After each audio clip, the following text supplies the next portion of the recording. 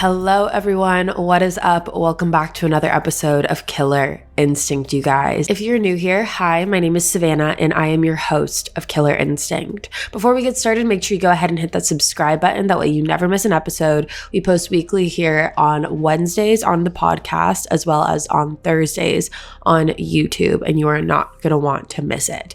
Now, as you guys can tell by the title of today's case, today is a crazy one. Today we are talking about Mary Bell, and there's not too much that I can say about Mary Bell without giving the entire case away. So with that being said, we are going to jump right on into it today. Mary Bell was born on May 26th, 1957 in Corbridge, England, to her mother Elizabeth McCricket and her stepfather William Bell. Now, growing up, Mary did not have the easiest childhood by any means. She was very much neglected and very much unwanted from a very early age, really ever since the day she was born, because right after her mother gave birth to her and the hospital staff placed Mary with Elizabeth, Elizabeth completely freaked out and yelled at them and told them, quote unquote, to take that thing away from me. So from a very young age, Mary did feel unwanted, really for the majority of her life. And Elizabeth had Mary when she was only 17 years old, and that wasn't even her first child at that point. At that point, Mary also had an older sibling. Now, along with that, Mary's mother was also a very well-known sex worker in that area, and she spent a lot of time away from the house, traveling and working to make ends meet. So she really wasn't there to supervise or watch or raise her children at all. And so because of that, the children spent most of their time under the loose supervision of Mary's stepfather, William. And again, William is not Mary's biological father. It's actually uncertain by everyone who Mary's biological father is. She's never known who that man is. So because of that, the only real father figure in her life was William. And William wasn't the greatest influence either. William had an arrest record that consisted of charges of armed robbery and assault. He was also a very violent alcoholic.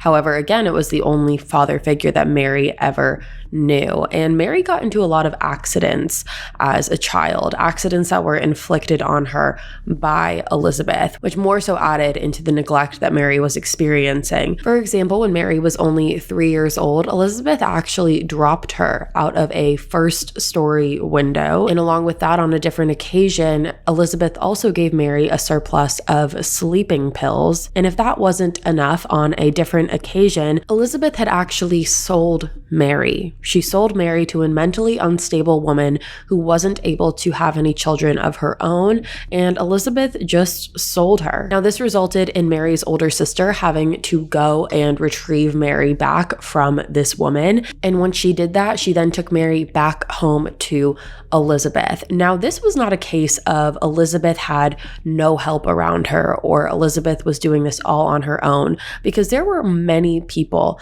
in Elizabeth's life that viewed the neglect that Mary was experiencing and told Elizabeth that they would be more than happy to take full custody of Mary because it seemed to be in the best interest of everyone. However, Elizabeth refused to do so. She wanted Mary to remain in her primary care. Now, when Mary got into elementary school, it was very difficult for her to make friends because she had an incredibly violent personality. She would constantly get into fights with different students, boys and girls, and her go-to move, so to speak, when getting into these fights would be to try and suffocate her classmates.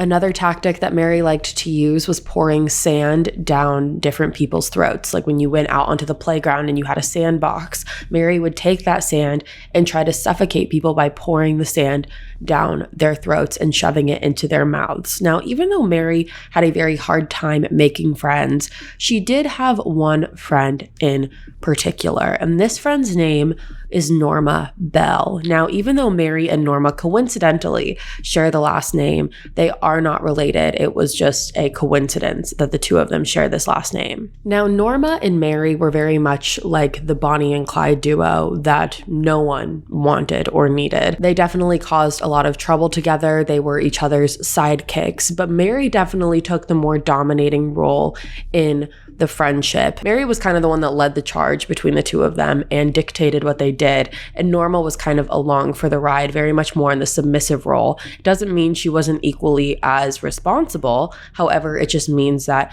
she more so did what Mary told her to do. For example, on May 11th, 1968, there was a 3-year-old boy that was found wandering a road nearby where Mary lived, and a bystander had actually found this 3-year-old boy and pulled him to the side and asked him what was wrong, because he had a very clear cut on his head. Now, this 3-year-old boy proceeded to tell this person that he had been playing with Norma and Mary on top of an air raid shelter when Mary had pushed him off of the air raid shelter onto the ground. Now, it was a 7-foot drop. However, it also resulted in a giant cut in his head. Then that same night, there was a police report filed by the parents of 3 young girls who claimed that Norma and Mary had attempted to strangle their daughters earlier that day in the sandbox. Now, police picked up Norma and Mary and questioned them a little bit and questioned them about the 3-year-old boy as well as the girl in the sandbox. Now, when it came to the 3-year-old boy, both Norma and Mary denied those accusations completely and said they didn't know who the boy was and that he must be confused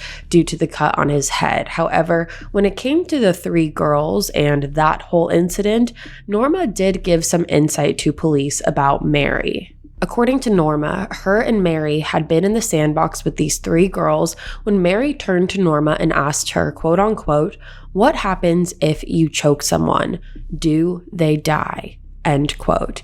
After that, Norma said that Mary proceeded to put both of her hands around the girl's throat and strangle her until she turned purple. Now, Norma said that she tried to get Mary to stop strangling the girl. However, Mary refused to do so until the very last second when Mary pulled herself off of the girl and then proceeded to strangle the other 2 girls after that. Now, no legal action was taken due to the age of the victims because both Mary and Norma were about 10 years old at this point, so they were both given a warning and released. Now, in the 1960s, Newcastle, which was about a 20-minute drive from where Mary lived, was going through a reconstruction of a lot of different homes there. So because of that, there were a lot of empty houses. The reason that this was happening was because they were trying to modernize the area. And so because of that, they had to get people to evacuate their homes in order to do so. So it was basically like an urban renewal. And so because of that, like I said, there were empty lots everywhere. And a lot of the kids in the area took it upon themselves to kind of use this as a new playground. Kids would go into the empty houses and just kind of look around, hang out with their friends. They definitely just took advantage of the opportunity and the situation. And on the day before her 11th birthday, Mary also used this to her advantage. On May 25th, 1968, Mary and 4-year-old Martin Brown were upstairs in one of the empty houses located on 85th St. Margaret Road when she strangled him to death. His body was discovered that same day, a couple hours later at about 3:30 p.m.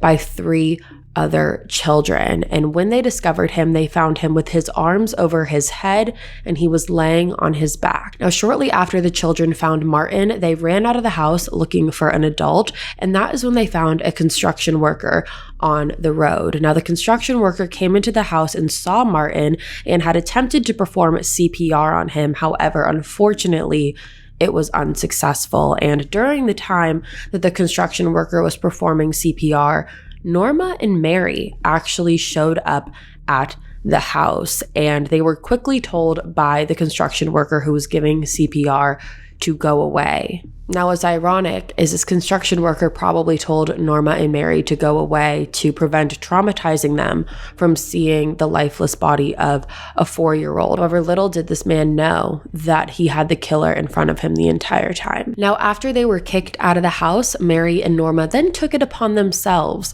to actually walk to Martin's aunt's house. Her name is Rita Finley, and they actually told her that Martin had had an accident and there was blood all over. Now, the following day was Mary's 11th birthday, and her and Norma took a very interesting way to celebrate. Both Norma and Mary had broken into a plant nursery, and they vandalized the entire property. The next day, when the staff arrived to the nursery, they noticed the vandalism and immediately called the police. And when police arrived, they realized that the vandalism that was written on the walls of the plant nursery was actually someone confessing to the murder of Martin Brown. It said things like, quote, "I murder so that I may come back." And another read, quote, "We did murder Martin Brown. Fuck off." End quote. Now, if you're looking for ways to skip the trip to the post office and dodge all of that hectic holiday shopping traffic, why not save time and money with Stamps.com? Stamps.com lets you compare rates, print labels, and access exclusive discounts on UPS and USPS services all year long. Whether you're selling online or running an office or side hustle, Stamps.com can save you so much time, money, and stress during the holidays. You can access all the post office and UPS shipping services you need without taking the trip. You guys, I have been scrambling lately to get everything prepared for the holiday season, and Stamps.com has just made my life so much easier by taking away the step of saving me a trip to the post office. It just makes sense. You will save so much time and money, and you'll just wonder why you didn't start sooner. Save time and money this holiday season with Stamps.com. Sign up with promo code KILLER for a special offer that includes a 4-week trial, free postage, and a digital scale. No long-term commitments or contracts. Just go to Stamps.com, click the microphone at the top of the page, and enter the code KILLER. All right, you guys, I want to talk to you about BetterHelp. And if you've never heard me talk about BetterHelp before, BetterHelp is an online counseling service that provides you professional counseling in the comfort of your own home. Once you sign up with BetterHelp, you will then take a short survey, and based on the results of that survey, you will be paired with a counselor that is best deemed to fit your needs. BetterHelp has licensed professional counselors who are specialized in depression, stress, anxiety, relationships, sleeping, trauma, family conflicts, LGBTQ+ matters, and more. Once you get paired with your counselor, you will then be able to set up personalized phone or video sessions with them. And if at any point you want to change your counselor, you will be able to do so free of charge. BetterHelp is available worldwide, and financial aid is available for those who qualify. And anything you share with BetterHelp is confidential. BetterHelp overall is convenient, professional, and affordable. I want you to start living a happier life today. As a listener, you will get 10% off your first month by visiting our sponsor at betterhelp.com/instinct. Join over 1 million people who have taken charge of their mental health. Again, that's BetterHelp, HELP.com/instinct. We all know that the weather is turning and it's getting colder out, but you know what else? I don't mind one bit. I love staying in and watching Sundance Now. There's so many amazing shows I cannot get enough of. Sundance Now is an ad-free streaming service created by AMC Networks for people who appreciate riveting storytelling and fresh perspectives. Sundance Now offers fantastic original dramas with sleek productions and sexy lead characters. The hit British series, A Discovery of Witches, is the perfect mix of period drama, romance, and edge-of-your-seat thrillers. Season 1 and 2 are streaming now, and Season 3 is available coming in January. Now, you guys, I absolutely love watching the show Shadow Lines. It's available in the US, Canada, and UK, and it is a full season binge. They have 10 episodes, and it is a period spy thriller. And along with that, the first season of the mixed language series, which is in Finnish, English, and Russian, was broadcasted in October 2019. The second season of the 1950s set spy thriller has been commissioned by Finnish streaming service Elisa Vid and is currently in development. You guys, I absolutely love a good thriller, and this one had me on the edge of my seat the entire time, and I was so sad when it finished, but I cannot wait for the next series of it, and I know you guys are going to love it as well. You can stream Sundance Now on all your favorite devices for as low as $4.99 a month. Just download the app or watch online and discover exclusive shows from around the world instantly. Start streaming your next obsession. Try Sundance Now free for 30 days by going to sundancenow.com and use the promo code KILLER. That's sundancenow.com, code KILLER for 30 days of free streaming. Sundancenow.com, code KILLER. Now, regardless of the seriousness of these notes and what they were entailing and what they were confessing, authorities thought that it was just a prank and they didn't take it seriously. Now, 2 days after Martin's murder, Mary and Norma actually decided to take it upon themselves and go to Martin's mother's home. When they arrived at the home, they knocked on the door, and Martin's mother, June, opened the door, and Mary took it upon herself to ask her if she could see Martin. Now, of course, Martin's mother had to inform the girls that Martin unfortunately passed away. And that is when Mary looked to her and told her, "I know he's dead. I want to see him in his coffin."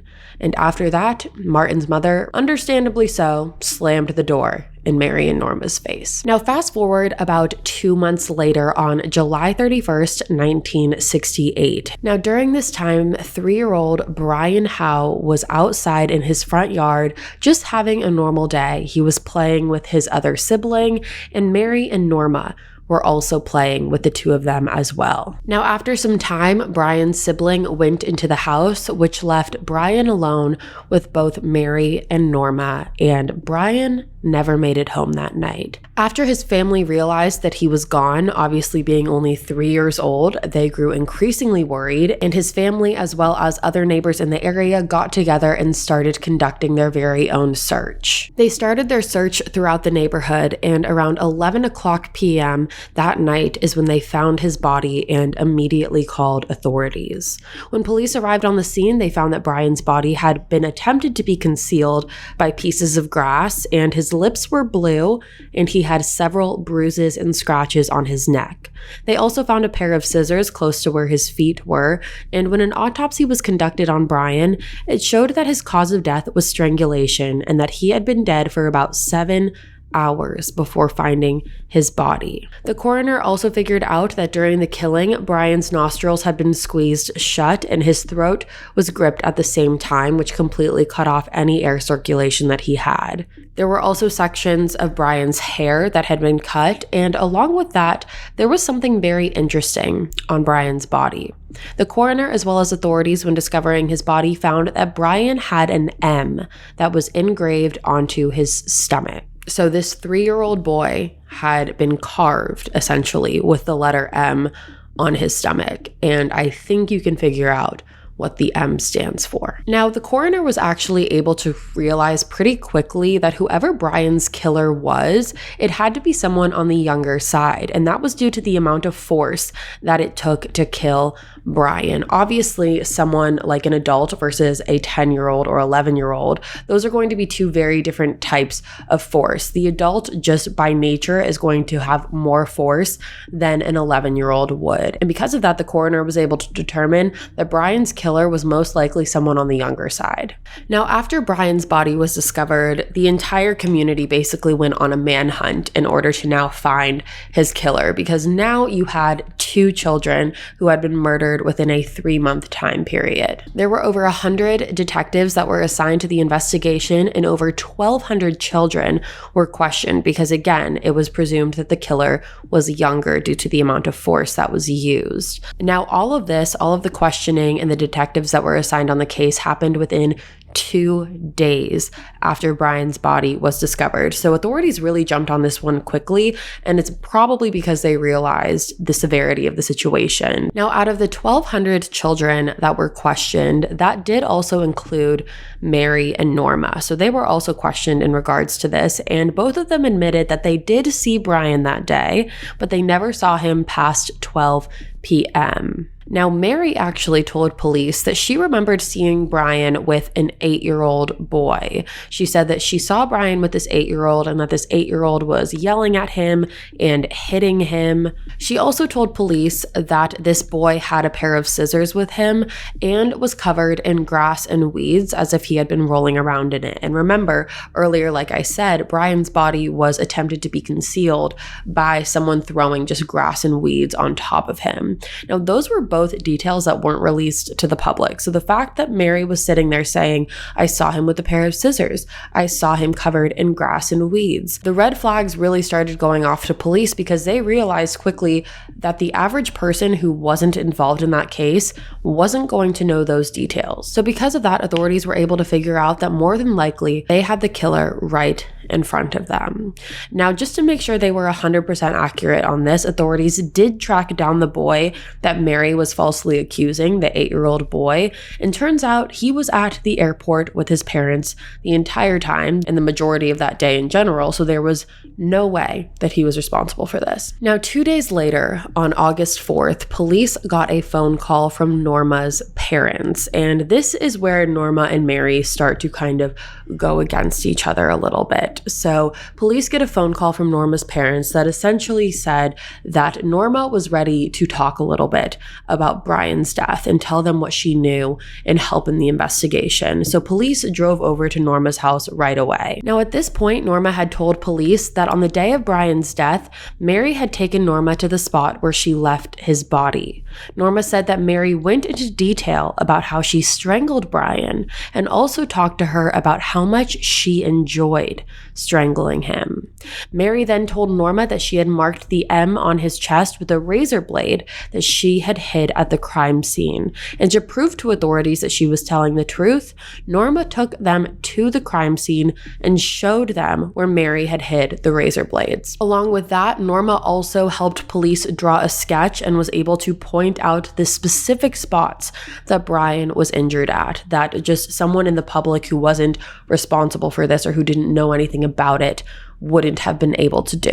Now, the following day on August 5th, police showed up to Mary's house and had confronted her about the inconsistencies in her story, as well as what they now knew, what Norma had told them. And Mary was incredibly defensive and basically told police, as an 11-year-old girl, that they were trying to brainwash her. But this is where things kind of get a little tricky, because after speaking to Mary in the morning, police then went back to Norma's house to talk to her again, but this time her story had changed a little bit. Now, Norma's first story was that Mary had killed Brian without Norma there, and Norma was brought to the scene by Mary after Brian had died, and so she didn't know anything about it up until that point. However, the second story that she told police the following day was that instead of Mary bringing her to the body after Brian was already dead, Norma actually placed herself at the crime scene while Brian was still alive. Her second story was that Norma, Mary, and Brian were all together at the crime scene, and Mary started strangling Brian. So this time Norma is saying that she was there for the murder. Now, even though Norma said that she was there and she saw Mary do this, she said that once she saw Mary strangling Brian, she got so scared that she ran away. So now Norma is basically placing herself at the crime scene, but said that once she saw what Mary was doing, she ran. Now, 2 days later after that, on August 7th, Brian's funeral was held, and around 200 people attended, including Mary. Now, one of the detectives had also attended and saw Mary and noticed something very strange about her behavior. According to the detective, Mary was laughing the entire time while Brian's coffin was being brought into where the funeral was being held. The detective said that Mary was laughing and rubbing her hands together as if she was some evil baby genius, and the detective said that he knew in that moment that he needed to take action or else Mary was going to do this again. So that same day, on August 7th at 8 p.m., both girls, Mary and Norma, had been arrested and formally charged with Brian's murder. Now, both girls had very opposite reactions in this. While Norma had burst into tears, she started crying and was incredibly upset, Mary simply looked at authorities while she was being arrested and told them, "That's all right by me." Now, after being arrested, Mary was interrogated again, and this time she came out with her own statement. And again, this is where the she said kind of comes in, because this time Mary actually puts the blame on Nora. And even though Mary told police that she was there, she was present at the crime scene, she said the actual crime itself was committed by Norma. Now, both girls immediately went under psychological evaluations after the arrest, and the results concluded that Norma was intellectually delayed and had a submissive behavior, while Mary, on the other hand, was prone to mood swings and was more dominant and very defensive. Now, 4 different psychiatrists examined Mary, and they concluded that she suffered from psychopathic personality disorder. And remember, this is an 11-year-old girl. We're talking an 11-year-old. It's crazy to hear this case and think that this is an 11-year-old that we're talking about, because typically when we talk about cases like this, we're talking about people who are in their 30s to 50s, somewhere around that range. So to hear an 11-year-old is being diagnosed with psychopathic personality disorder, it's crazy. Now, the trial began on December 5th, 1968, and both girls were being charged with both murders. So not only were they being charged with Brian's murder, they were also being charged with Martin's murder.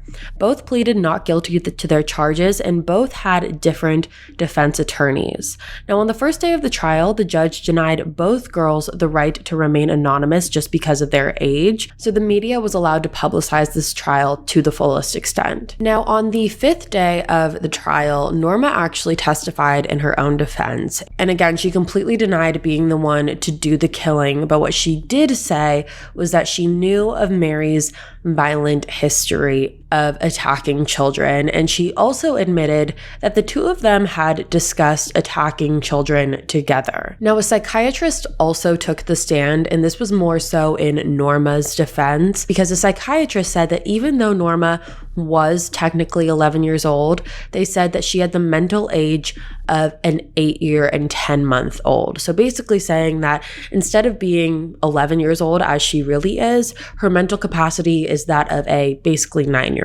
Now, then it was Mary's turn to testify, and Mary's testimony actually lasted for 4 hours. Now, Mary completely denied Norma's accusations against her that said that she was the one to do all of the killing. And when it came to Brian's death, Mary claimed that Norma was actually the murderer and that Mary was simply guilty of being an accomplice because she just stood there and watched the entire time. Now, Mary also went into great detail about Brian's murder and said that Norma was suffocating Brian so tightly that Mary could tell that Norma's fingernails were turning white due to the amount of pressure that she was applying. Now, here's where another wild accusation comes in, because Norma's mom actually took the stand to testify against Mary, and Norma's mom actually admitted that on one occasion she had walked in on Mary trying to suffocate Norma's little sister. She said that once she caught Mary doing this, she immediately grabbed her husband, who was in the same room, and the only way to get Mary to stop was when her husband shoved Mary in the shoulder to try to move her arm off of her neck. So that example just again shows Mary's violent history and violent behavior. So after that was all said and done, it was time for closing arguments, and Norma's lawyer basically stated that there was no real evidence that Norma was the killer here. He said that it was very clear that Mary was the one who carried out all of these attacks. She definitely was the more dominant out of the duo, and he also said it would have made no sense for Norma to have been the one to mark an M into Brian's body. Now, Mary's lawyer basically blamed her dysfunctional family background for everything and said that she was neglected, she was abused, and because of that, she had a very violent behavior. However, she was not the killer. Now, the trial itself lasted for 9 days, and on December 17th, 1968, the jury deliberated for 3.5 hours before reaching their verdict. Mary Bell was convicted of manslaughter of both boys, while Norma was actually acquitted of all charges. When the verdicts were read, Norma clapped her hands in excitement, while Mary and her mother, as well as her grandmother, all cried.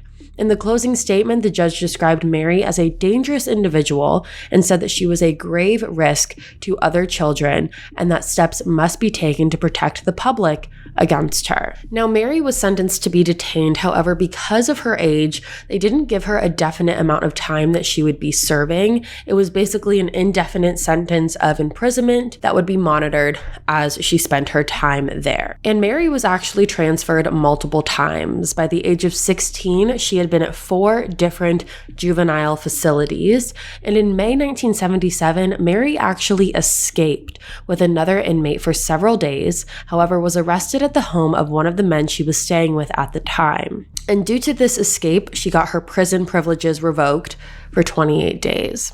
Now, in 1979, after spending 11 years in prison, it was decided that Mary was going to be transferred to an open category prison, which essentially meant that she was going to be getting privileges of being outside of the prison to prepare her for being fully released. So she wasn't fully released yet, but they were slowly trying to get her acclimated into the real world again, which is something that we have talked about a lot on here. We've seen a lot of other cases do this, where they give people slowly and surely privileges until they are eventually released again. It's not something that we do in America very often. However, it is a common concept in a lot of other countries. So in November 1979, Mary was hired at a couple different jobs. She worked as a secretary, and then she worked as a waitress at a cafe.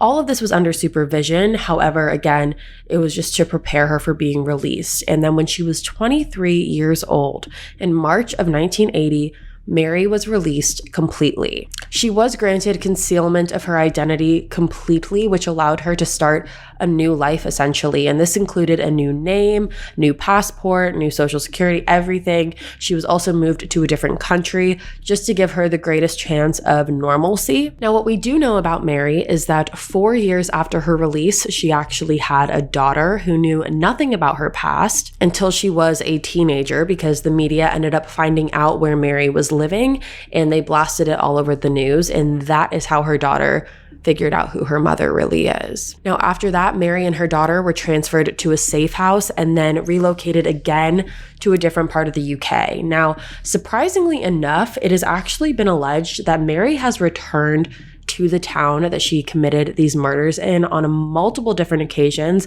following her release. And it's even said that she lived there at some point. And again, that's all alleged, but it completely goes against the rules of concealing her identity. That's the whole thing. She's not allowed to go back. So if she is going back, then that completely goes against everything. So that is the case of Mary Bell, and I'm going to leave you with a couple of questions, because I certainly have a couple of questions and I want to know your guys' opinion. And the first question is, do you think Norma Bell should have been charged the same? Because Norma got acquitted of all charges. She wasn't charged with anything, which some could say is completely fair because we have no evidence to prove that she was really the murderer. However, she was still somewhat of an accomplice. She was present during the time that all of these murders occurred. Now, the second question I have for you is, do you believe that Mary should have only been in prison for a little over 10 years? Because for the murder of 2 boys, I understand that she's only 11 years old, and that's really where the question comes in. She is only 11 years old. However, as an 11-year-old, you're still capable of gruesome and brutal murders.